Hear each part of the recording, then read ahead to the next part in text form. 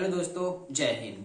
चलिए आज हम देखने वाले हैं आवेशों के पुनर्वितरण में ऊर्जा की हानि। तो सबसे पहले हम आपको बता देते हैं कि ये पुनर्वितरण क्या होता है। देखिए, आवेशों का जो पुनर्वितरण होता है, हम उसमें ये मानते हैं कि हमारे पास दो चालक हैं, क्रमशः पहले ए और ये दूसरा वाला हो गया है बी। हम स्टार्टिंग में ये मानते हैं कि ए जो चालक है उसका जो विभव है वो अधिक है और जो चालक बी है उसका विभव क्या है, इसकी तुलना में यानी ए की तुलना में थोड़ा सा कम है। तो हम क्या करते हैं, दोनों चालकों को क्या करते हैं, किसी चालक तार के माध्यम से जब हम इसे जोड़ देते हैं तो जब जोड़ते हैं तो जो आवेश होता है वो क्या होता है, अधिक विभव वाले चालक से कम विभव वाले चालक की ओर जाने लगता है। और कब तक जाता है, जब तक कि दोनों ही चालकों में आवेश की मात्रा एक बराबर नहीं हो जाती है। और इसे ही हम क्या बोलते हैं, आवेशों का पुनर्वितरण। तो आवेशों के पुनर्वितरण में होता क्या है कि ऊर्जा की हानि होती है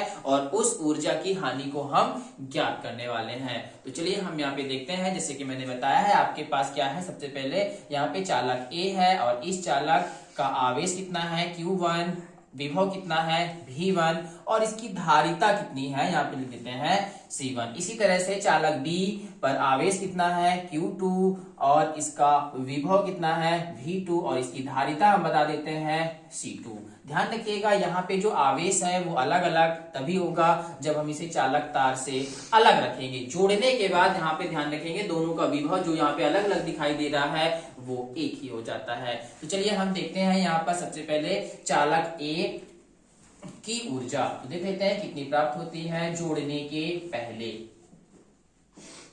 जोड़ने के पहले देखते हैं चालक ए की ऊर्जा। चालक ए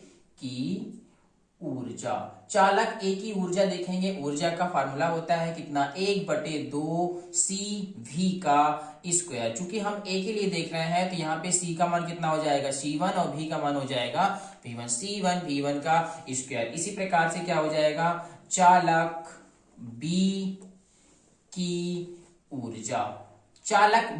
ऊर्जा हम देखेंगे तो यहाँ पर हो जाएगा 1/2 C2 V2 का स्क्वायर। ये हो गया दोनों की ऊर्जा। हम यहाँ पे देखते हैं जोड़ने के पहले कुल ऊर्जा कितनी होगी। तो यहाँ पे हम बता देते हैं कुल ऊर्जा, हम इसे U1 से शो कर सकते हैं। तो U1 इक्वल टू दोनों को ऐड कर देंगे तो ये हो जाएगा 1/2 आपका कॉमन हो जाएगा, ये हो जाएगा C1 V1 का स्क्वायर प्लस C2 V2 का स्क्वायर। तो ये चालक को जोड़ने के पहले, दोनों चालकों को जोड़ने के पहले उसकी कुल ऊर्जा यहाँ पे प्राप्त होती है। इसी प्रकार से हम जोड़ने के बाद देखते हैं कि कितनी ऊर्जा है। तो यहाँ पे देख लेते हैं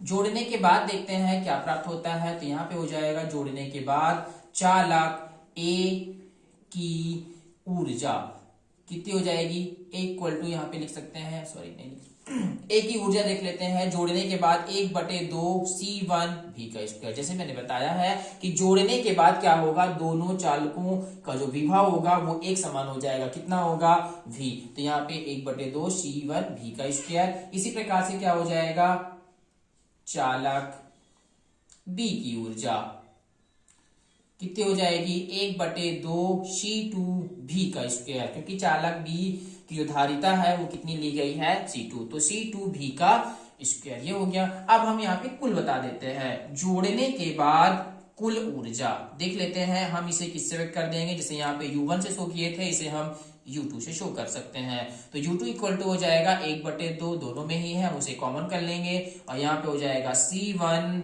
प्लस C2, दोनों में V स्क्वायर भी हो रहा है, हम उसे भी कॉमन कर लेते हैं। तो इस तरीके से जोड़ने के बाद ये हो गई कुल ऊर्जा। हमें बताना है ऊर्जा हानि। तो ऊर्जा हानि मतलब ये है कि जोड़ने के पहले जो ऊर्जा है और जोड़ने के बाद जो ऊर्जा है उसमें कुछ डिफरेंस होता है, मतलब कुछ न कुछ कम हो जाता है। जोड़ने के बाद ऊर्जा कुछ कम हो जाती है, आखिर कितनी कम होती है ये अब हम देखते हैं। तो कैसे प्राप्त करेंगे, यहाँ पे हो जाएगा ऊर्जा हानि, देख रहे हैं यहाँ पे कितनी हानि हो रही है। तो ये हो जाएगा ऊर्जा हानि, कैसे निकालेंगे, U1 माइनस U2 करके, मतलब U1 में आप U2 को क्या करेंगे, सब्सट्रैक्ट कर देंगे तो आपको ये पता चल जाएगा कि यहाँ पे कितना लॉस हो रहा है। चलिए आगे हम बढ़ते हैं, देख लेते हैं। तो यहाँ पे U1 की वैल्यू आप फाइंड आउट कर चुके हैं, यहाँ पे हम रख देंगे। तो इसे यहाँ पे रखेंगे 1/2 कॉमन हो जाएगा, ये हो गया C1 V1 square plus C2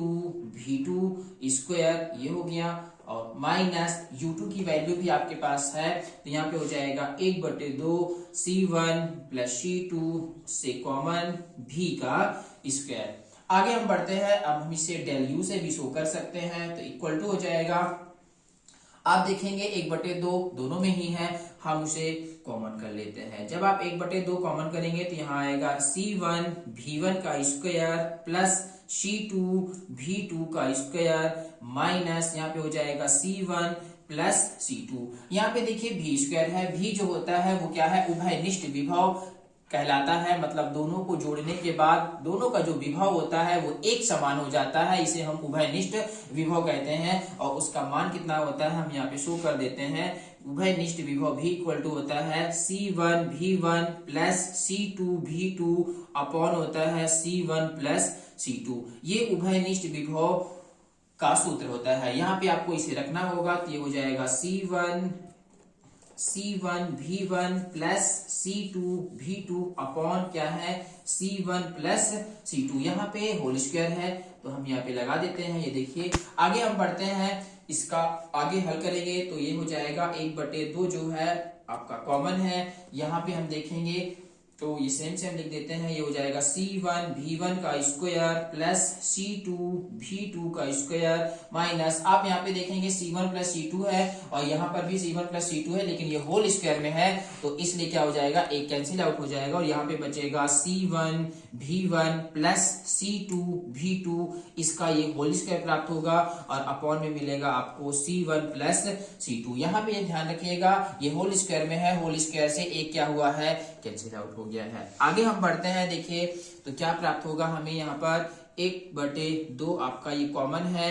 अब हम क्या करते हैं, इस पूरे का एलसीएम ले लेंगे तो ये C1 प्लस क्या हो जाएगा C2, यहाँ पे इसका क्या हो जाएगा, गुणा हो जाएगा। तो यहाँ पे देख लेते हैं C1 V1 का स्क्वायर प्लस C2 V2 का स्क्वायर के साथ गुणा होगा C1 प्लस C2 का, फिर उसके बाद माइनस, यहाँ पे होल स्क्वायर है, होल स्क्वायर भी तोड़ देंगे, C1 का स्क्वायर V1 का स्क्वायर प्लस C2 का स्क्वायर V2 का स्क्वायर प्लस हो जाएगा 2C1 V1 into C2 V2। इस पूरे को हमें एक ब्रैकेट में रखना पड़ेगा क्योंकि यहाँ पे आपको अभी माइनस चिन्ह का ये आगे मल्टीप्लाई करवाना होगा। आगे हम देखते हैं, यहाँ पर एक बार फिर से आपको मल्टीप्लाई करवाना होगा इन दोनों का C1 प्लस C2 के साथ। तो देखिए करवा देते हैं, यहाँ पे आगे बढ़ते हैं। इक्वल टू क्या हो सकता है, यहाँ पे सबसे पहले आपके पास है 1/2 कॉमन है, यहाँ पे मल्टीप्लाई करवाएंगे तो C1 और C1 के साथ हो जाएगा, यहाँ पे हो जाएगा C1 का स्क्वायर साथ में क्या है V1 स्क्वायर प्लस, अब हम क्या करवाएंगे C2 के साथ करवा देते हैं तो ये हो जाएगा C1 C2 V1 का स्क्वायर। ये C1 के साथ हमने मल्टीप्लाई करवा दिया है। अब हम सेकेंड टर्म का करवाते हैं C2 के साथ, तो देखिए यहाँ पे C2 और ये हो जाएगा आपका क्या C1। तो आगे बढ़ते हैं, ये हो जाएगा C1 C2 V2 का स्क्वायर प्लस ये हो जाएगा, आगे बढ़ते हैं C2 और C2 का मल्टीप्लाई करवाएंगे तो C2 का स्क्वायर और साथ में क्या है V2 का स्क्वायर। आगे बढ़ते हैं, यहाँ पे माइनस है और माइनस का क्या करवाएंगे, यहाँ पे मल्टीप्लाई करवाएंगे तो सभी साइन क्या होंगे, यहाँ पे चेंज हो जाएंगे और इस तरीके से हमें यहाँ पे प्राप्त होगा C1 square V1 square minus C2 square V2 square minus 2C1 V1 C2 V2। इस पूरे का जो अपान है वो क्या है आपके पास C1 प्लस C2। तो इस तरीके से ये हल होगा।